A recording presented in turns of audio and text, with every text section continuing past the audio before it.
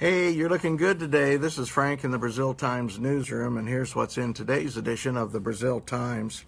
Sectional champs, the Northview Knights, celebrate their sectional title at Edgewood on Saturday night after a 60-40 victory over Brown County.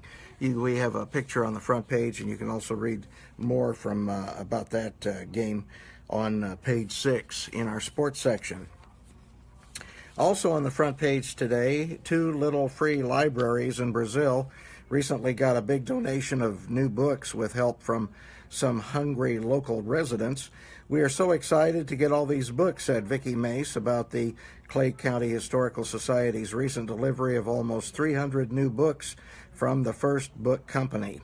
We have gotten books from the company on and off before, but didn't know about this special program from Pizza Hut. And you can read about that in today's edition as well. Lori Ann Brown's here. Glad to see you, Lori. And let's see here. We have, this story. This is really interesting. Did you know that local banks in Brazil once manufactured their own currency, and it was legal? In the late 1900s to 1935, Brazil residents had their own currency to use while shopping and paying their bills. 3 banks in the Brazil area during that time issued national bank notes, including Citizens National Bank of Brazil, First National Bank of Brazil, and Riddell National Bank. According to research by Assistant Clay County historian Robert Hostetler, the First Financial Bank of Center Point also issued notes in Clay County. That's really interesting. You normally don't think about locally issued money being legal tender, but evidently it was. 12-year-old Jordan Hancock of Brazil took his job as a judge very seriously Saturday afternoon. I look for good taste, how it's made, and what it looked like, the presentation of the dish, said Hancock, who admitted he didn't have a favorite dish this year during the Wild Game Cook and Dinner at the Veterans of Foreign Wars post 11/27. He said he liked them all, and those dishes included glazed gray squirrel, deer jerky, rabbit stew, deer salsa, and deer chili. Also barbecue, that's hard to say, barbecue coon was his favorite, he said. Well, anyway, that got first place at the cook contest. There was also squirrel pot pie, possum stew, and wild boar mini sliders. Yeah, Christina doesn't think too much of wild boar mini sliders. I don't think I do either, Christina. They'd have to be mini sliders, right? You wouldn't eat a whole sandwich. I wouldn't anyway. I wasn't there, so I shouldn't say that. But congratulations. It sounded like they had a great time at the VFW.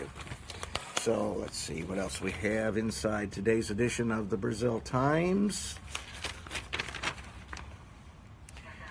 We got the latest on the ban, the travel ban. There's a cigarette tax that's being proposed. It targets smoking in Indiana. And let's see, what else do we have here? Indiana is seeking to continue HIP 2.0. What's that? I couldn't hear you. Come here. Come. Christina's here. She's whispering to me and I can't hear. Now, what's going on? I heard that the Cadet Corps at North Clay got gold. Oh, they got gold. Well, congratulations. How would you know that? Rana just told me. Oh, Rana just told. Well, that's a Rana story. The Cadet Corps got gold. So we'll have to check that out, see if that's true or not. Also, Indiana Bicentennial... Oh, she saw it. Rana was there. She saw it. So we have an eyewitness. Rana's got her eyes on you folks, so watch it. Indiana officials are scrambling to find several bicentennial construction projects Vice President Mike Pence initiated when he was governor. Pence sought $53.5 million in new projects last year as part of the state's 200th birthday celebration.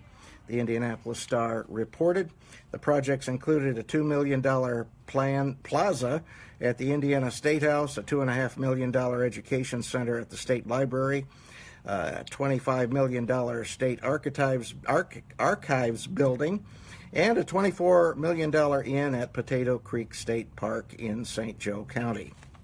And there's a lot more for you inside today's edition of the Brazil Times.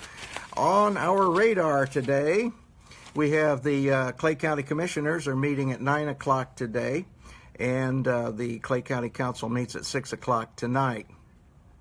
Also this week, the Clay City Town Council is scheduled to meet. So that's what's going on, and the Brazil City Council also scheduled to meet. So for Christina and Rana and Jeannie, I'm Frank Phillips at the Brazil Times. We hope you have an outstanding day, and we'll see you later. Check out the story about the Cadet Corps, because Rana was there. She swears that she saw it happen. See you later.